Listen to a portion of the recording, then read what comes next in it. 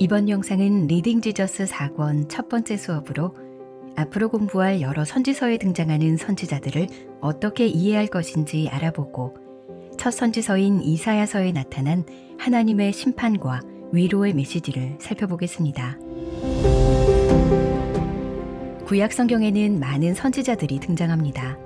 이사야, 예레미야, 에스겔부터 학개, 스가랴, 말라기까지 선지서를 기록한 자들만 해도 16명이고 우리에게 잘 알려진 나단, 엘리야, 엘리사부터 이름이 익숙하지 않은 아히야, 예후, 미가야 등 선지서를 기록하진 않았지만 이스라엘 역사 가운데 활동했던 선지자들도 많이 있습니다. 이 선지자들은 어떤 사람들이었으며 무슨 메시지를 전했을까요? 선지자들에 대한 정확한 이해가 없다면 이들을 통해 선포된 하나님의 말씀을 오해하고 잘못 적용하게 될 것입니다. 그러므로 첫 선지서인 이사야서를 살펴보기에 앞서 선지자라는 직분이 갖는 의미를 먼저 알아보도록 하겠습니다.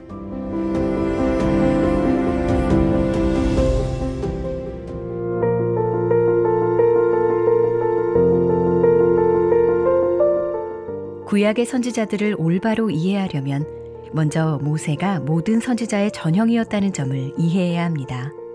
후대에 등장하는 모든 선지자들은 모세에 비추어 이해되어야 하기 때문입니다. 모세가 언약의 중보자였던 것처럼 모세 이후의 선지자들도 하나님과 백성 사이에서 언약의 중보자 역할을 했습니다. 모세가 그랬듯 후대의 선지자들도 언약을 깬 백성들에게 반드시 임할 심판을 경고하면서 언약 가운데 있는 하나님의 은혜로 돌아오도록 인도했습니다. 하나님께서는 모세를 통해 말씀하신 것과 같이 후대 선지자들의 입에도 그분의 말씀을 넣어주시고 백성에게 전하게 하셨습니다. 따라서 후대 선지자들과 모세의 권위는 다를 바 없었습니다. 선지자들의 말이 옳은지 그른지 판단할 수 있는 기준은 바로 모세가 기록한 글인 모세오경입니다. 하나님께서 시내산에서 맺으신 언약을 기준으로 선지자가 진정한 하나님의 말씀을 선포하는지 여부를 판단할 수 있는 것이죠. 내 하나님 여호와께서 너희 가운데 나와 같은 선지자 하나를 일으키시리니 너희는 그의 말을 들을지니라. 하나님께서는 모세와 같은 선지자 하나를 그의 백성 가운데 세우실 것이라고 약속하셨습니다. 이 약속은 그리스도께서 오심으로 궁극적으로 성취되었습니다. 모세가 시내산에서 여호와를 뵙고 광채가 났던 것처럼 예수님은 변화산에서 거룩한 영광으로 빛나셨습니다. 이는 내 사랑하는 아들이요 내 기뻐하는 자니 너희는 그의 말을 들으라. 이 말씀은 신명기 18장 15절에 너희는 그의 말을 들을지니라 와 같은 명령으로 예수님께서 바로 그 모세와 같은 한 선지자였습니다. 하지만 예언의 성취는 약속보다 더 완전합니다. 예수님은 위대한 선지자에 머무는 분이 아니라 살아계신 하나님의 아들이셨습니다. 옛적의 선지자들을 통해 이스라엘 백성에게 말씀하셨던 하나님께서는 이제 그의 아들 예수 그리스도를 통해 우리에게 말씀하십니다. 그리고 예수님께서는 모세와 선지자들을 통해 주신 말씀을 해석하는 원리를 가르쳐 주셨습니다. 미련하고 선지자들이 말한 모든 것을 마음에 더디 믿는 자들이여, 그리스도가 이런 고난을 받고 자기의 영광에 들어가야 할 것이 아니냐 하시고, 이에 모세와 모든 선지자의 글로 시작하여 모든 성경에 쓴 바 자기에 관한 것을 자세히 설명하시니라. 구약 성경의 여러 선지자들이 반복적으로 가르친 것은 바로 그리스도께서 우리를 위해 받으신 고난과 부활, 그리고 그 이후에 받으실 영광입니다. 선지자의 전형이었던 모세와 같은 방식으로 사역했던 후대의 선지자들, 그리고 이 모든 선지자들의 목적과 역할을 성취하신 예수 그리스도. 이러한 이해를 바탕으로 선지서를 읽을 때 우리는 비로소 선지자들의 메시지를 바르게 이해할 수 있습니다.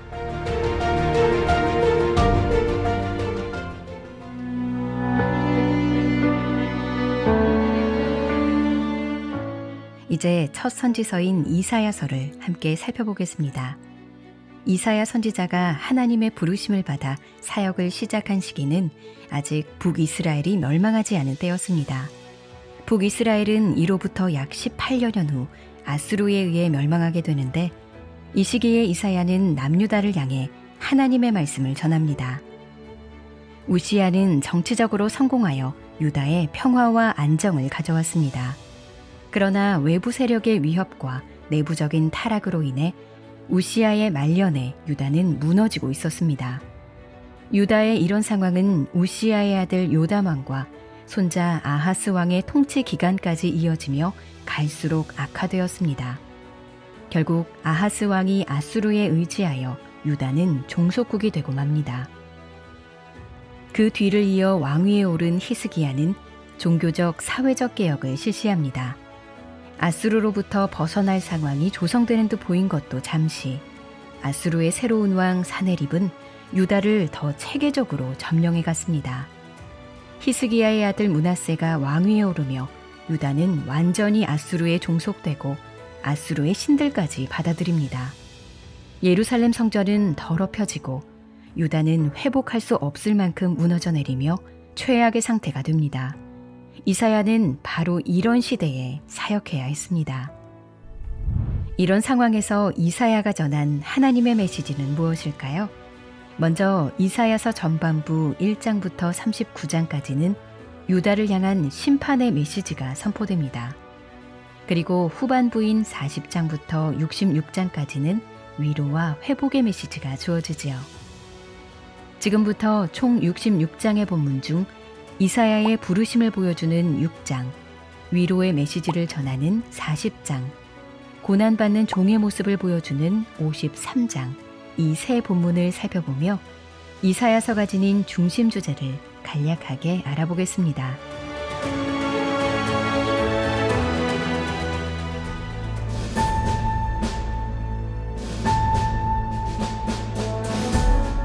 본문 6장에서 이사야 선지자는 성전을 방문하던 중 하나님의 부르심을 받고 환상을 봅니다. 이사야는 그 환상 가운데 드러난 세 가지를 보고 감탄하는데, 하나님의 위엄, 거룩하심, 영광이 바로 그것입니다. 거룩하다, 거룩하다, 거룩하다, 만군의 여호와여, 그의 영광이 온 땅에 충만하도다. 거룩하신 하나님을 경험한 이사야는 자신이 스랍들과 함께 찬양을 드릴 자격도 없는 입술이 부정한 죄인임을 깨닫습니다. 그러나 하나님께서 제단의 뜨거운 수치로 이사야를 정결케 해주시자 이사야는 하나님께 자신을 내어놓습니다. 이때 하나님께서 이사야에게 하신 말씀에 귀 기울여 봅시다. 하나님께서는 유다 백성들이 말씀을 들어도 깨닫지 못하고 반응하지 않을 것이라고 하십니다. 이제는 심판만이 남은 것입니다. 하나님께서 오래 참으셨지만 그 진노의 잔이 다 채워져 버렸기 때문입니다. 하지만 하나님께서는 소망의 메시지로 말씀을 마치십니다. 나무가 배임을 당해도 그루터기는 남는 것처럼 백성들이 심판을 당해도 거룩한 씨, 즉 의로운 자들은 살아남게 될 것입니다. 이사야 6장은 이와 같이 심판 속에서도 빛나는 소망의 약속을 보여주며 본서 전체의 메시지를 드러냅니다.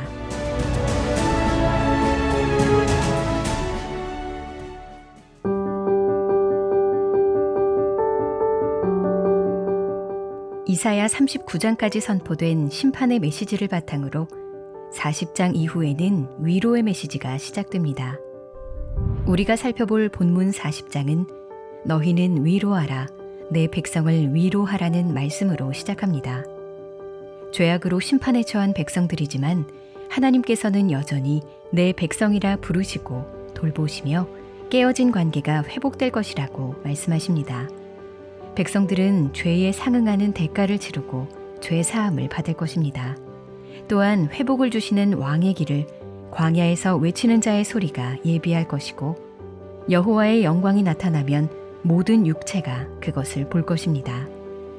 바벨론의 힘이 아무리 강력해 보여도 결국은 시드는 풀과 같고, 오직 하나님의 말씀만이 영원하기 때문에 선지자를 통해 전하신 구원과 회복의 말씀은 반드시 성취될 것입니다. 하나님께서는 버림받은 듯한 상황 속에 있는 백성들에게 그렇지 않다고 말씀하시며 위로와 희망을 전해주십니다. 또한 하나님으로부터 쫓겨났다고 느끼는 자들이나 삶이 기대한 대로 되지 않아 낙담한 자들에게 주 하나님께서 강한 자로 오실 것이라고 선포하십니다. 하나님께서 오신다는 말씀은 하나님께 반역하는 자들에게는 위로가 아닙니다. 하지만 자기 죄를 깨닫고 아픔을 느끼는 자들과 구원받기 원하는 자들에게는 기쁜 소식이 됩니다. 권능으로 오실 주님께서는 용서하고 구원할 능력이 있으시며 어려운 때를 신실하게 견딘 자들에게 상을 주시고 선한 목자로서 그의 양떼를 돌보시는 분이기 때문입니다.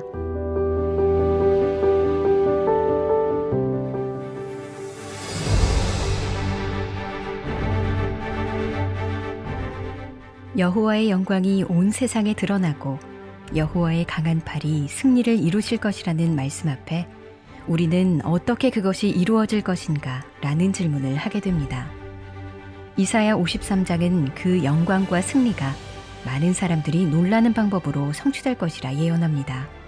바로 고난받는 종을 통해서입니다. 죄와 사망을 이기신 여호와의 승리는 순종하는 종이 우리 대신 고난을 받으심으로 이루어집니다. 이 종은 최종적으로는 높이 들려 존귀하게 되지만 너무도 끔찍한 고난을 받아 심각하게 상처 입습니다. 이 종은 왜 이토록 고난받아야 하는 걸까요? 성경은 그 이유가 바로 우리 때문이라는 것을 밝힙니다. 그가 찔림은 우리의 허물 때문이요 그가 상함은 우리의 죄악 때문이라. 그가 징계를 받음으로 우리는 평화를 누리고 그가 채찍에 맞음으로 우리는 나음을 받았도다. 하나님께서는 그 백성의 모든 죄악을 그 종이 담당하게 하셨습니다. 그럼으로써 그의 손으로 여호와께서 기뻐하시는 뜻을 성취하셨습니다. 어떻게 하나님께서는 이러한 고난을 기뻐하실 수 있었을까요? 또 그 종은 어떻게 이 고난에 만족할 수 있었을까요? 이 질문의 유일한 답은 바로 부활입니다. 종은 우리의 죄악 때문에 고통당하며 죽었지만 그것이 마지막이 아니었습니다. 그는 부활하여 그의 의로움을 입증했고 그 의로움으로 많은 이들을 의롭게 만들었습니다. 우리는 이사야의 말씀이 어디로 향하는지 잘 알고 있습니다. 바로 그리스도의 고난과 영광입니다.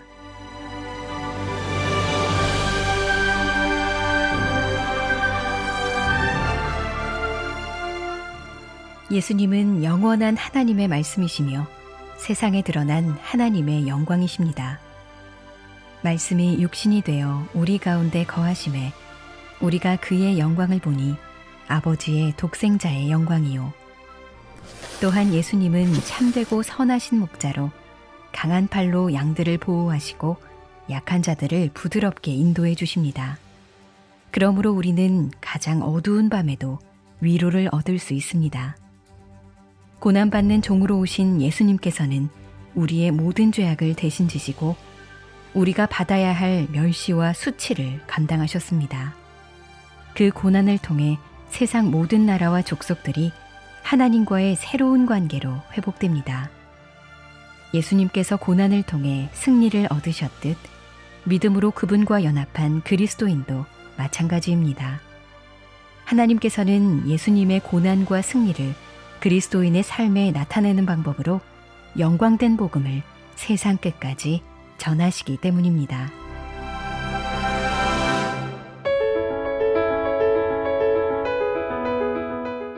다음 영상은 리딩 지저스 4권의 두 번째 수업으로 예레미야서를 살펴볼 것입니다.